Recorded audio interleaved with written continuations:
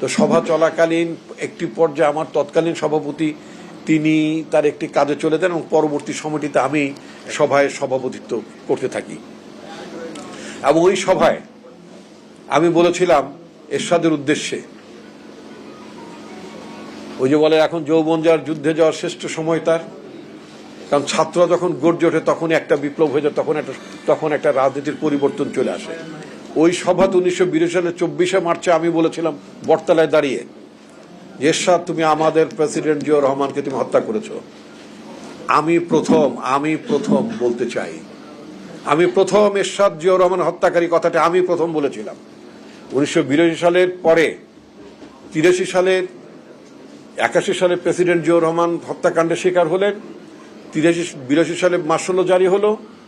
83 সালের পয়লা জানুয়ারিতে এরশাদ একজন সামরিক শাসক ক্ষমতায় বসে, দুর্দণ্ড প্রতাপশালী সামরিক শাসক, তিনি ক্ষমতায় বসে আছেন।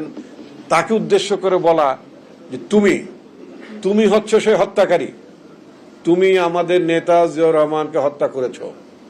হত্যাকারীর ঠাঁই বাংলাদেশের মাটিতে হবে না, তোমার তক্তে তাউস বঙ্গভবন থেকে বুড়িগঙ্গায় নদীতে ফেলে দেওয়া হবে।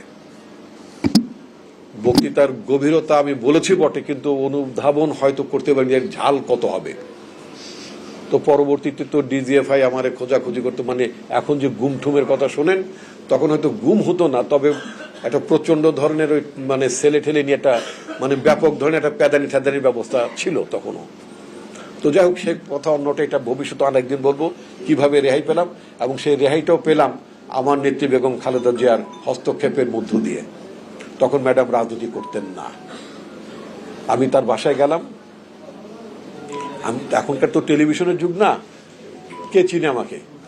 আম পাবলিকের মতো শাহবাগ থেকে একটা ওই যে মানে হলুদ এবং নীল রঙের যে আপনার কি বেবি ট্যাক্সি না, ওইটাকে বলা হয় আপনার মিনি বাস, ক্যান্টনমেন্টের বালুরঘাটে যেত।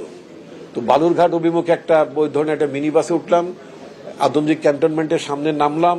এর আগ পর্যন্ত কখনো প্রেসিডেন্ট জিয়াউর রহমানের বাসায় যাইনি। খুব সাহস করে গেলাম। যাওয়ার পরে ওই বাসায় গেলাম, তখনও মিলিটারিরা ম্যাডামের বাসা পাহারা দিচ্ছেন এবং মোটামুটি আপনাকে চেনেন? তাই আমি বললাম যে চেনেন না, বলেন ঢাকা বিশ্ববিদ্যালয়ের ছাত্র আসে। খুব কনফিডেন্স ছিল আমার। কি নাম বলবো আপনার? আমি ভয় আমার পুরো নাম বললাম না, কারণ এমনি তো আমার খুঁজতেছে, আমার অবস্থা খারাপ করেছেন, এখন তো আমারেও ধরবে। তো যাই হোক, মোটামুটি যেহেতু চেহারা চিনে না, তো গেলাম, ভেতরে গেলাম। এই জীবনে প্রথম গেলাম ওনার বাসায়। তো উনি আসলেন, ওই বাবুল ম্যাডাম আমার কিছু কথা আছে বলে তাকে খাও। তো খেলাম, আবার উনি বলেন আরেকটু তুলে দিলেন, খেলাম। তারপর বললাম ঘটনা তো ম্যাডাম এই, আমি তো এই। ম্যাডাম যে কতটা কর্মী বান্ধব আমার নেত্রী। আমি পার্টির একজন ভাইস প্রেসিডেন্ট, তখন আমি রানিং স্টুডেন্ট। তো ম্যাডাম সরাসরি ফোন করলেন, কিন্তু উনি তো রাজনীতি করেন না, উনি সরাসরি ফোন করলেন ডিজিএফআই ডিজিকে। তো বললেন যে আমার কথা বললেন যে ওই ব্যাপারটা কি। তো বলে এরকম ভয়ানক কাণ্ড ঘটেছে, উনি সিএমএলএ সাহেবকে খুনি বলছে, ইত্যাদি ইত্যাদি। ঢাকা ইউনিভার্সিটিতে জাসাসের সাথে যুক্ত থেকে পুরো আন্দোলনটাই আমাদের সাথে সক্রিয় ছিলেন, খুবই সক্রিয় ছিলেন এবং খুবই নির্ভরযোগ্য ছিলেন। তো পরবর্তী তিনি ধাপে ধাপে জাসাসের নেতৃত্বে উঠেছিলেন। তার মধ্যে একটা অমিত সম্ভাবনা ছিল নিঃসন্দেহে, এবং আমার ধারণা যদি তিনি বেঁচে থাকতেন তাহলে হয়তো নিঃসন্দেহে জাসাসের জন্য আরো অনেক ভূমিকা তিনি পালন করতে পারতেন। তার অস্বাভাবিক মৃত্যু, মানে যেটাকে বলে তার অকাল প্রয়াণ, এটা মানে নিশ্চয়ই আমাদের পার্টিকে অনেক ক্ষতিগ্রস্ত করেছে। তো যাই হোক, আমি এখন যে কথাটি বলতে চাই সেটা হচ্ছে যে আমাদের কিন্তু সংকটটা কিন্তু এখন পর্যন্ত শেষ হয়নি। আমরা যেটা এখানে করেছি, আমরা সবাই তো মোটামুটি আমার মনে হয় সবাই আমরা মানে বিএনপি পরিবারেরই আমরা। আমাদের জন্য সংকটটা কিন্তু এখনো শেষ হয়নি। ভীষণ একটা সংকটের মধ্যে আমরা আছি। আমাদের নেতা তারেক রহমান একটা কথা বারবার বলছেন, সেটা হচ্ছে যে আগামী নির্বাচনটা কঠিন হবে। উনি বলেছেন উনি বলেছেন যে বিএনপির জনপ্রিয়তায় বিএনপিকে ঈর্ষা করছে এবং বিএনপির বিরুদ্ধে ষড়যন্ত্র হচ্ছে।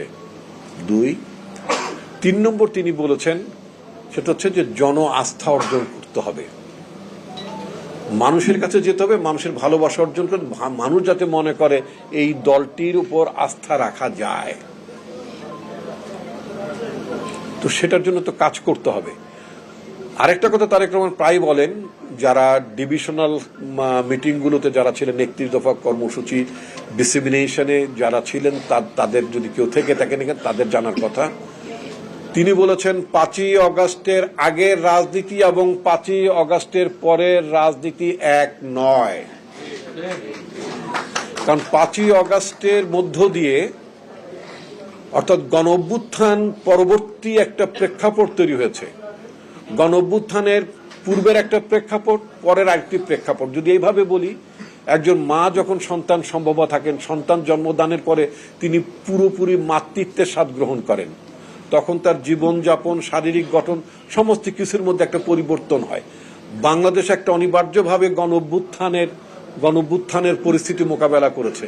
একটা গণ অভ্যুত্থানের মধ্য দিয়ে দুঃখিত একটি সরকারের পরিবর্তন ঘটেছে, এবং এমন একটি সরকারের পরিবর্তন ঘটেছে যেটা গত 200-400 বছর ইতিহাসও এই ধরনের পরিবর্তন কখনো ঘটেনি।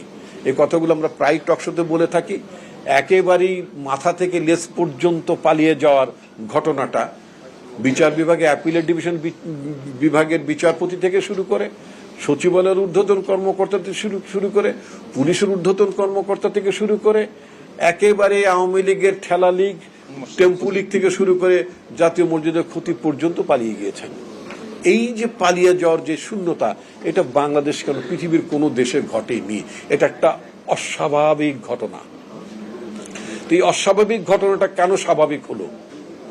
বাংলাদেশের মানুষ গত 16 বছরে ফুঁসে উঠেছিল। এটা একটা আউটবাস্ট হয়। আমি প্রায় একটি কথা বলি, আমি যখন ছাত্র রাজনীতি করেছি, আমাদের সময় 96 ঘন্টার হরতাল পালন করেছি আমরা।